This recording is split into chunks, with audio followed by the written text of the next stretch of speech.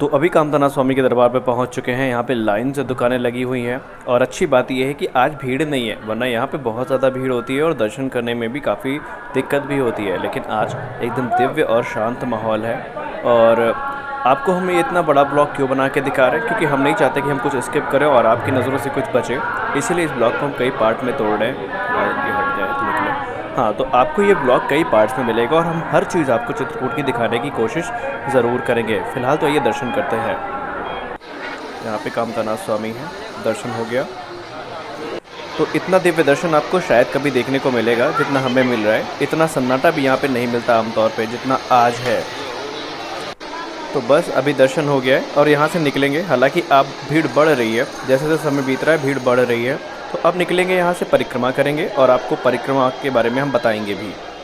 तो अभी दर्शन तो हो गए हैं और अब परिक्रमा के लिए निकल चुके हैं। यहाँ के बंदर बड़े भयानक है, हाथ से सामान छुड़ा लेते हैं, इसलिए फ़ोन का कुछ खास ही ध्यान रखना पड़ेगा, वरना हम नहीं चाहते कि मेरा फ़ोन भी बंदर भैया हमारे छुड़ा लें, क्योंकि बैग पे नज़र इनकी बराबर रहती है और बैग के पीछे अगर ये आ गए तो वे किसी को छोड़ते नहीं हैं एक बार। और दर्शन करने के लिए मैं अकेला थोड़ी न जा रहा हूँ, बहुत सारे श्रद्धालु साथ में हैं, तो पता भी नहीं चलता 5 किलो। ये सुनने में आपको ज़्यादा लगता होगा कि 5 किलोमीटर का रास्ता है, लेकिन जब चलने लगेंगे तो पता नहीं चलेगा कि 5 किलोमीटर कब ख़त्म हो जाते हैं।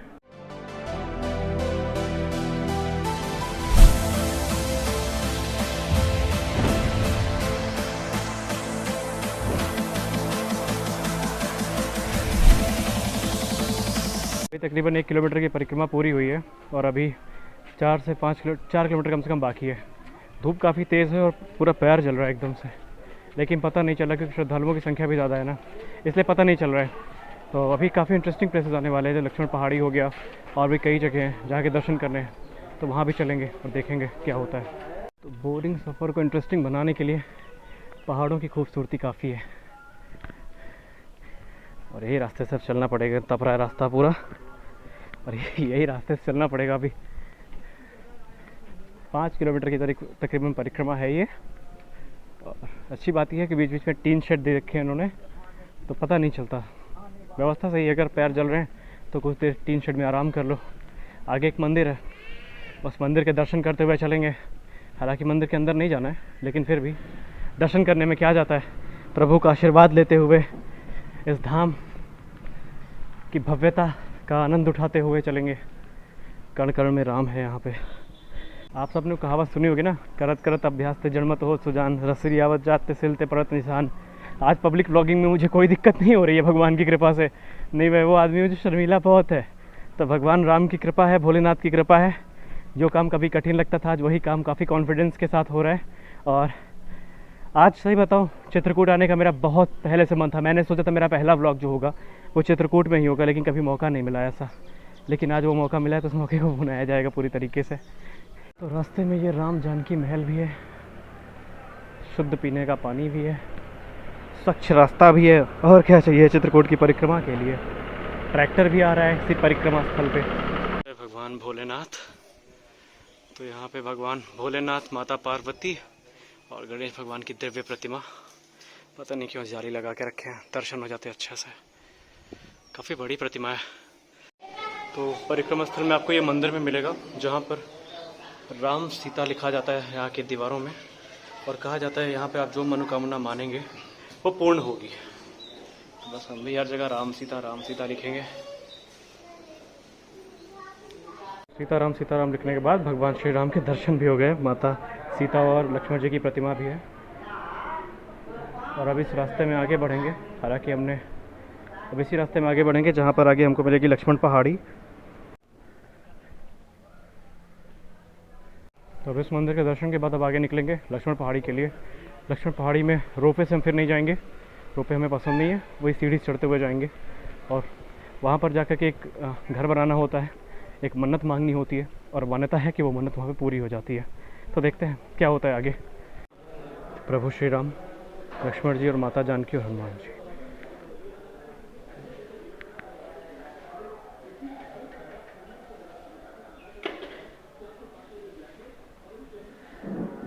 जय श्री राम।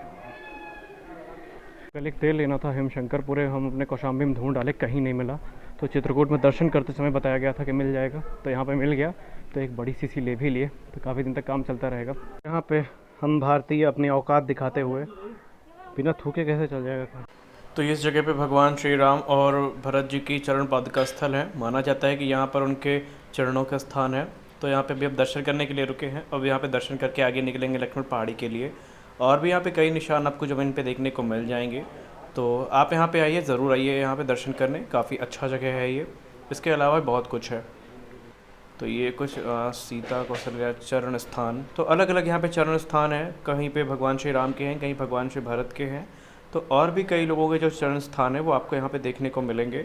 और ये काफ़ी भव्य मंदिर भी है। तो आप कभी भी अगर आते हैं चित्रकूट तो यहाँ पे ज़रूर आइए। मौसम आज सुहाना है।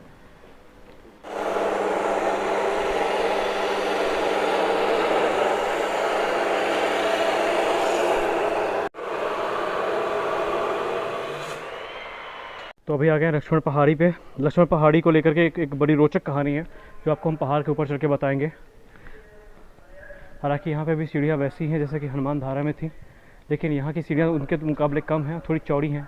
इसे चढ़ने में आसानी भी हो रही है, लेकिन फिर भी सर एग्जॉस्टेड है पूरी तरीके से। सुबह से कुछ नहीं खाया, अन्न का एक दाना सुबह से नहीं है, सिर्फ पानी के दम पे जिंदा है।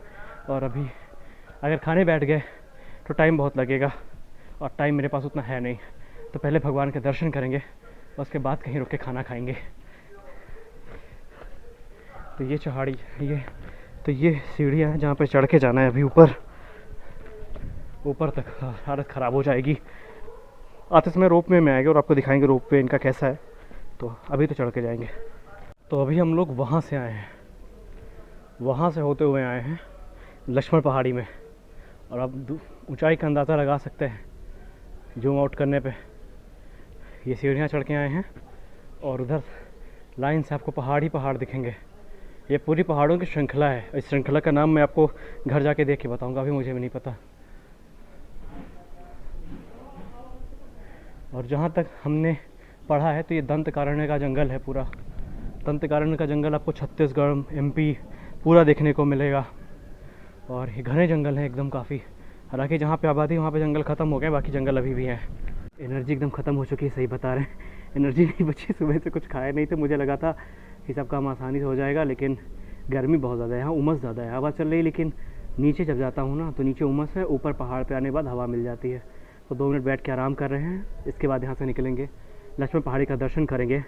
लक्ष्मण पहाड़ी को लेकर के जहाँ तक हमने सुना है, भगवान लक्ष्मण ने इसी जगह पर बैठ करके प्रभु श्री राम की सुरक्षा की थी बिना सोए। कितने वर्षों तक की थी ये आपको हम आगे पता करके बताते हैं। लेकिन श्री रामचरितमानस और वाल्मीकि रामायण दोनों के हिसाब से लक्ष्मण जी यहाँ पर बिना सोए प्रभु श्री राम और माता जानकी की रक्षा में तैनात थे। गंगवेरपुर से हाथे से खाना ना खा के पर है। हाँ, खवाए दे कौन वो खवा दे, यदि आप खाना पहुंच जाए।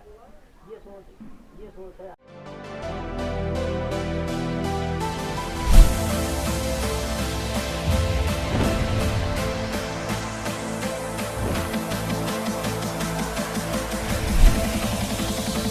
तो लक्ष्मण पहाड़ी में ऊपर ही ये मंदिर स्थित है, जहाँ को लेकर के ये बताया जाता है कि लक्ष्मण जी ने यहीं से तकरीबन 11 साल 6 महीने प्रभु श्री राम के बिना सोए सेवा की थी और ब्रह्मचर्य का पालन किया था।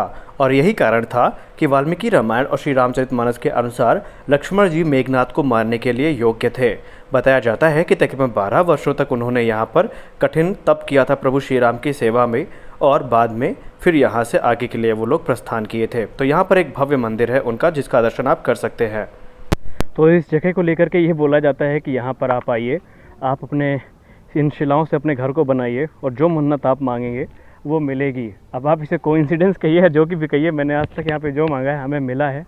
तो ये मेरी पर्सनल धारणा है कि ऐसा होता है, मेरे साथ तो हुआ है, लेकिन ये एक आस्था का विषय भी है, इसलिए टिप्पणी हम नहीं करेंगे।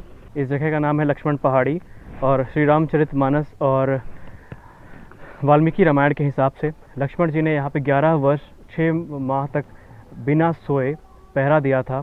और बताया जाता है कि उन्होंने इस दौरान ब्रह्मचर्य का भी पालन किया, और यही कारण था कि वो मेघनाथ को मारने में आगे चल के सक्षम हुए थे। ऐसा यहाँ पर साधु संतों से बात करने पर पता चला। तो यही लक्ष्मण पहाड़ी है, और अभी तो यहाँ दीवार बन गई है। आप देख सकते हैं पहाड़ से कितना ऊपर है।